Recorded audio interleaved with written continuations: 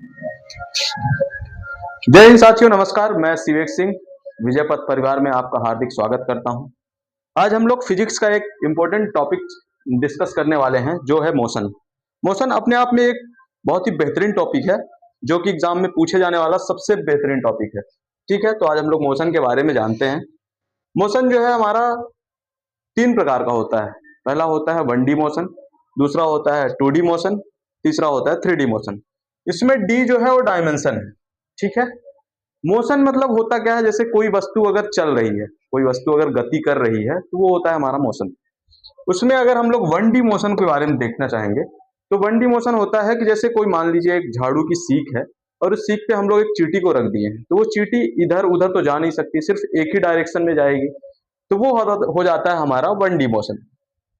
2D motion क्या होता है, जैसे मान लीजिए एक पेपर है, उस पेपर में हम लोग चींटी को रख देंगे, तो वो चींटी क्या करेगी, ऐसे भी जा सकती है, वैसे भी जा सकती है। ठीक है, तो वो हमारा हो जाता है 2D मोशन। 3D मोशन क्या होता है, 3D मोशन वैसे हम लोग को पढ़ने की जरूरत नहीं होती है, लेकिन हम लोग जान लेते हैं क्या होता है 3D मोशन। 3D मोशन होता है, जैसे मान लीजिए एक कमरा है, उस कमरे में हम लोग चींटी को रख दिए हैं, तो वो चींटी क्या करेगी कि ऐसे भी जा सकती है, ऐसे भी जा सकती है, और ऊपर भी चढ़ सकती है ना, तो वो हमारा हो जाता है 3D मोशन।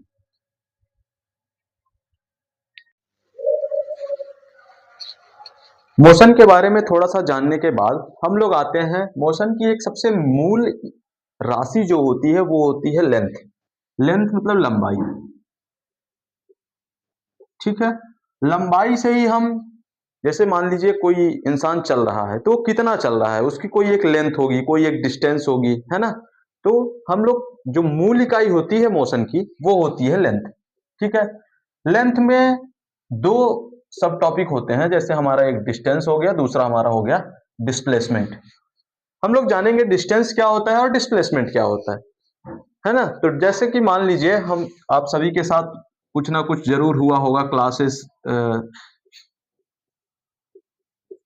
आपके जैसे 11th-12th में आप रहे होंगे, तो कोई ना कोई एक केस जरूर हुआ होगा जिससे आपकी लेंथ, लंबाई और दूरी और डिस्प्लेसमेंट ये सबसे रिलेटेड होगा, है ना। मान लीजिए कोई एक क्लास थी, वहाँ क्लास में मास्टर जी ने हमको कहा कि जाओ ऑफिस जाओ, ऑफिस जाके वहां से चौक लेके आओ। तो हम लोग क्या करते हैं, जैसे मान लीजिए ए हमारी एक राधा हो गई।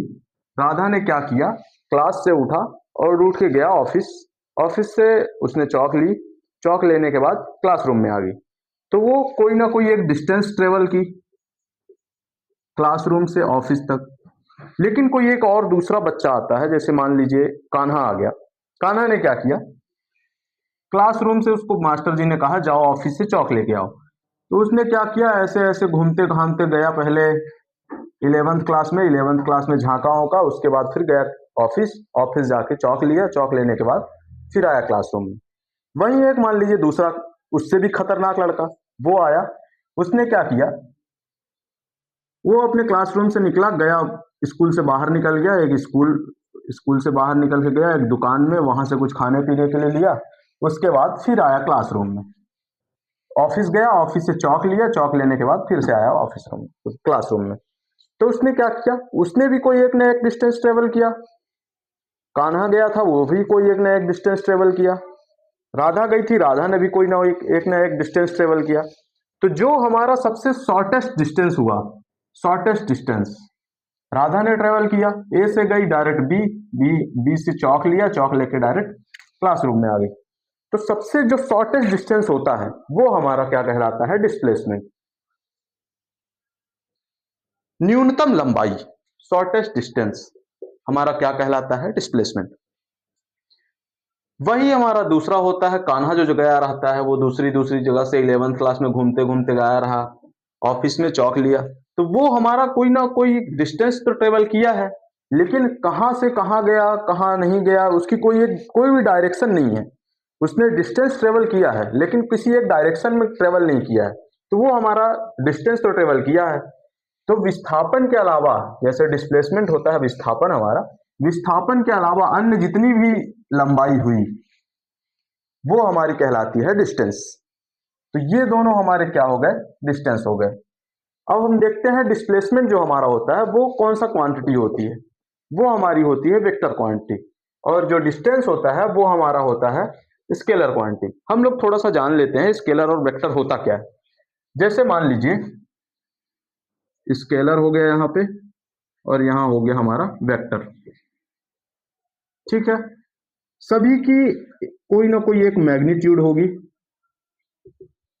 और कोई ना कोई एक डिस्टेंस होगी, अरे सॉरी डिस्टेंस नहीं, दिशा होगी, डायरेक्शन, ठीक है।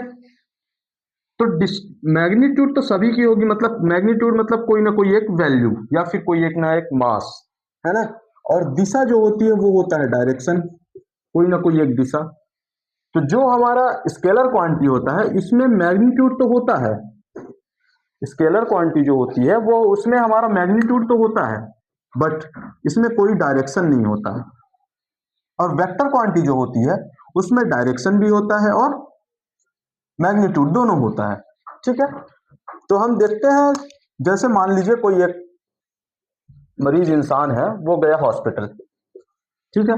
हॉस्पिटल गया तो उसने डॉक्टर को दिखाया, उसको बुखार थी, तो डॉक्टर ने कहा तुम्हें 100 डिग्री बुखार है, वो भी इस डायरेक्शन में। तो क्या ये सही है? तो इस डायरेक्शन में तो हो नहीं सकता, वो होगा तो सिर्फ 100 डिग्री होगा, डायरेक्शन तो उसमें है नहीं, तो वो हमारा क्या हो गया, वो हमारा स्केलर क्वांटिटी हो गया, क्योंकि उसमें कोई डायरेक्शन नहीं है। जिसमें डायरेक्शन दिखेगा और मैग्नीट्यूड होगा तो वो हमारा होगा वेक्टर क्वांटिटी, ठीक है। अब हम लोग देखते हैं एसआई यूनिट। लेंथ की, लेंथ मतलब कोई एक लेंथ होगी तो उसकी एसआई यूनिट होती है हमारी मीटर। तो लेंथ डिस्प्लेसमेंट की भी कोई एक लेंथ होगी और डिस्टेंस की भी कोई एक लेंथ होगी, तो इसकी भी एसआई यूनिट हमारी क्या हो जाती है, मीटर। दोनों की एसआई यूनिट क्या हो जाती है, मीटर हो जाती है। जैसे मान लीजिए हम एक एग्जांपल लेते हैं, एग्जांपल में क्या देखते हैं, जैसे एक यहाँ से डिस्टेंस है, यहाँ तक गया, फिर यहाँ से यहाँ तक फिर वापस आ गया। जैसे ए है, यहाँ से गया बी तक, और बी है, यहाँ से आया सी तक, ठीक है। ये हमारा 10 मीटर का है और ये हमारा है 2 मीटर का। तो इसमें हम पूछ देंगे आपको कि हमारा डिस्टेंस कितना है और डिस्प्लेसमेंट कितना है, तो आप क्या बताएंगे? तो हमारा डिस्टेंस जो होता है वो तो टोटल ही होगा, क्योंकि यहां भी गया फिर यहां से यहां वापस भी आया है, ठीक है। तो डिस्टेंस हमारा कितना हो गया, 10 + 2, 10 + 2, तो ये हमारा 12 हो गया। डिस्टेंस हमारा कितना हो गया, 12। बात आती है डिस्प्लेसमेंट की, तो डिस्प्लेसमेंट वो 10 मीटर गया है, ठीक है, लेकिन वापस आया है कितना, 2 मीटर, तो -2 हो जाएगा। तो हमारा डिस्प्लेसमेंट कितना हो जाता है, 8, ठीक है। एक और एग्जांपल लेते हैं। जैसे मान लीजिए कोई एक डिस्टेंस है, ये हमारा यहां से यहां तक जाता है, ए हमारा यहां से, बी हमारा यहाँ पे, ठीक है। और हमारा ये यहाँ पे है एक और, जो बी से है सी, ये हमारा है 10 और ये हमारा है 10 मीटर और ये 12 मीटर। अब हम फिर से आपसे पूछे डिस्टेंस कितना होगा और डिस्प्लेसमेंट कितना होगा।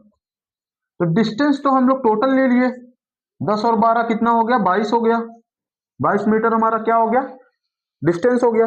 लेकिन अब पूछे डिस्प्लेसमेंट क्या होगा, तो डिस्प्लेसमेंट हमारा 10 मीटर गया है, फिर 12 मीटर वापिस आया है, तो 10 मीटर गया था, 12 मीटर वापिस आया है, तो बचा कितना इससे हमारा, 2 मीटर, -2 मीटर जो होगा हमारा, ये डिस्प्लेसमेंट होगा।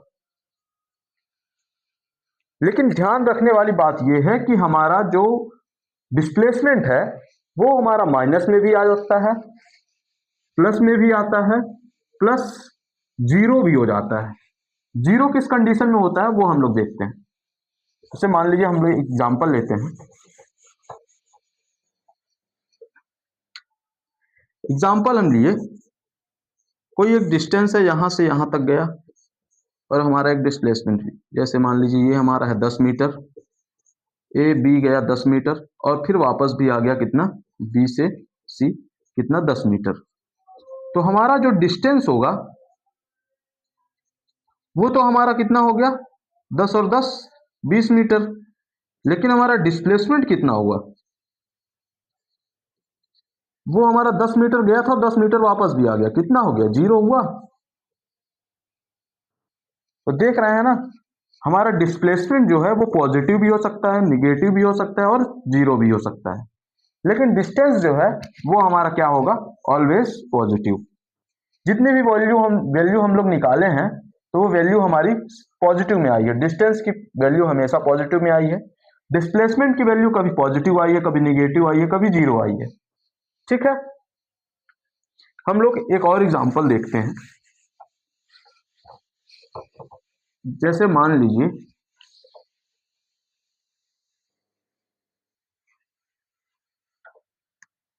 एक सर्कल है, एक सर्कल में हमारा रेडियस है r, और इससे हमको पूछ लिया हमारा डिस्टेंस क्या होगा। ये इस सर्कल पे हम दौड़ रहे हैं,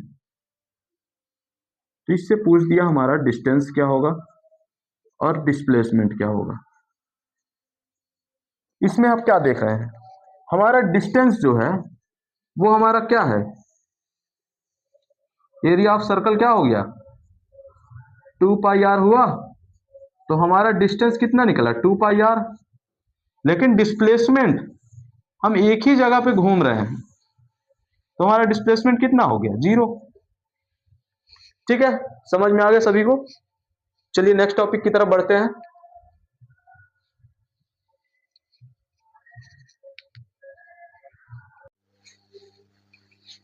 अब हम लोग देखते हैं स्पीड और वेलोसिटी के बारे में।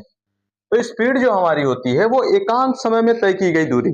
जैसे मान लीजिए हमारी एक बाइक है मेरे पास, तो हम लोग उस बाइक से कितने समय में कोई एक डिस्टेंस ट्रेवल कर पा रहे हैं। जैसे 10 मीटर का एक डिस्टेंस है, 10 किलोमीटर का, 10 किलोमीटर के डिस्टेंस को हम कितने समय में तय कर पा रहे हैं, तो उसको हम बताने के लिए क्या करते हैं, स्पीड बोलते हैं उसको, कि हमारी स्पीड कितनी है उस डिस्टेंस को ट्रेवल करने में और हम लोग कितने समय में उसको ट्रेवल कर पा रहे हैं, तो वो हमारी हो जाती है स्पीड।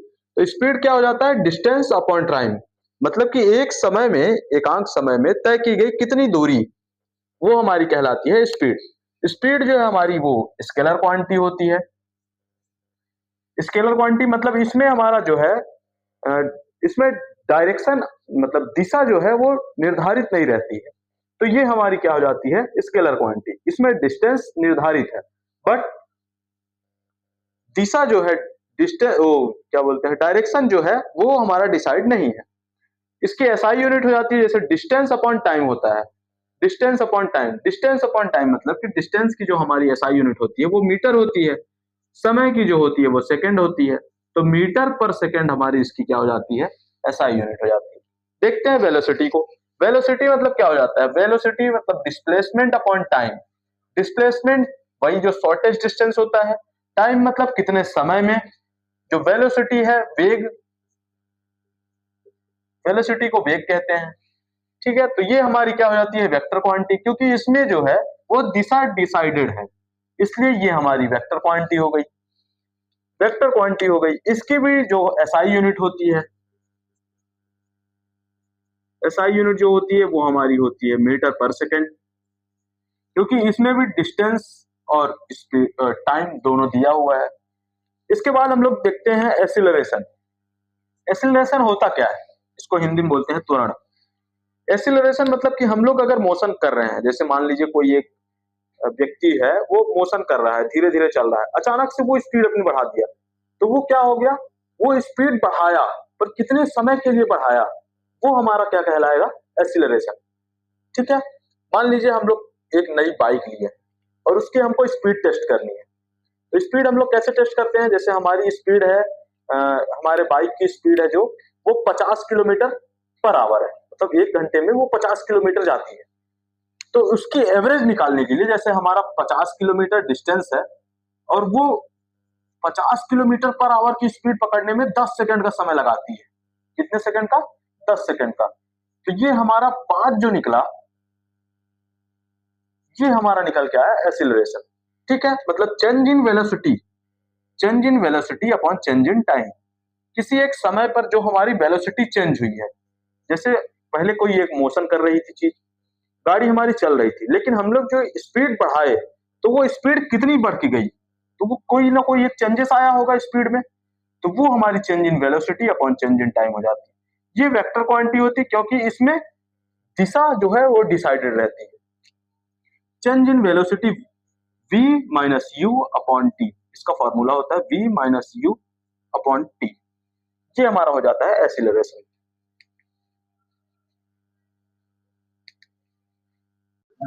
साथियों, समस्या सिलेक्शन लेना नहीं है, समस्या है अज्ञानता। अगर आपके पास ज्ञान है तो आप सिलेक्शन जरूर ले सकते हैं।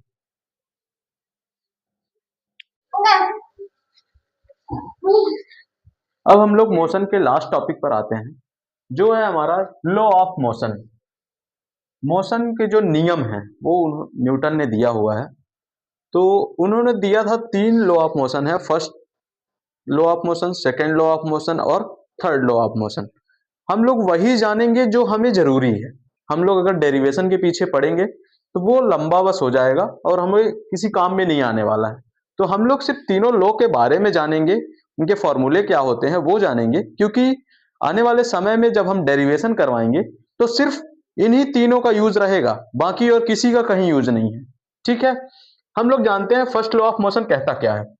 अगर कोई चीज मोशन में है, अगर कोई चीज मोशन में है तो वह मोशन में ही रहेगी, लेकिन अगर कोई चीज रेस्ट पे है तो वो रेस्ट में ही रहेगी जब तक कोई इस पर कोई फोर्स ना लगाया जाए। ठीक है, तो वो हमारा हो जाता है फर्स्ट लॉ ऑफ मोशन। अगर कोई वस्तु रेस्ट पर है तो वो रेस्ट पर ही रहेगी, लेकिन अगर कोई चीज मोशन पे है तो वो मोशन पे ही रहेगी जब तक कोई एक्सटर्नल फोर्स ना लगाया जाए। यही हमारा कहता है first law of motion. Second law of motion क्या कहता है, फोर्स जो बल है हमारा वो मास और एक्सीलरेशन के गुणनफल के बराबर होता है। ठीक है, थर्ड लॉ ऑफ मोशन क्या कहता है, every action there is equal and opposite reaction. अगर आप हमें एक मुक्का मारोगे तो हम भी एक मुक्का मारेंगे। ठीक है, मतलब इसका एग्जांपल एक ऐसा है कि जैसे कोई हम लोग कार चलाते हैं, जब जब कार चलाते हैं तो हम लोग अचानक से जब ब्रेक लगाते हैं, तो ब्रेक लगाते हैं तो हमारी गाड़ी जो है वो हमें खींचती है।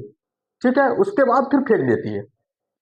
उसका मतलब यही होता है, there is every action there is equal and opposite reaction. ठीक है, थैंक यू सो मच। आज का टॉपिक यही खत्म होता है। हम लोग कल लेकर आएंगे इसके न्यूमेरिकल्स, नोट्स आपके टेलीग्राम चैनल पर भेज दिया जाएगा। ठीक है, okay, thank you so much.